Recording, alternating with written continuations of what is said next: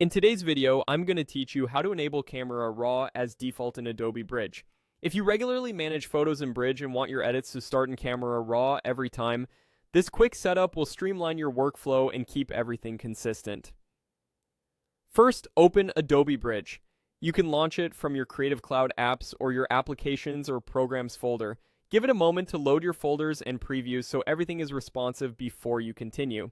Next, head to the menu bar at the top left and click Edit. On Windows, you'll see Edit right there.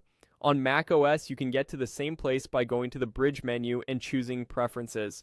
Both routes land you in the settings you need, so use whichever is visible on your system. Now click Preferences. This opens Bridge's settings window, where you can control how the app handles previews, file types, and editing behavior. In the left-hand list, select General. This section contains the option that determines what happens when you double-click a file inside Bridge. Look for the checkbox labeled Double-Click Edits Camera Raw Settings in Bridge, and enable it. Turning this on tells Bridge to open images in the Camera Raw dialog right inside Bridge when you double-click them, rather than sending you straight to Photoshop. It's a great way to keep your culling and initial edits in one place, with access to powerful adjustments like exposure, white balance, curves, and noise reduction without leaving Bridge. It's especially handy for RAW files, and it keeps your edits non-destructive. Once that box is checked, click OK to save your changes and close the Preferences window. That's it, the behavior is now updated. To confirm it worked, double-click a supported photo in Bridge, ideally a RAW file from your camera.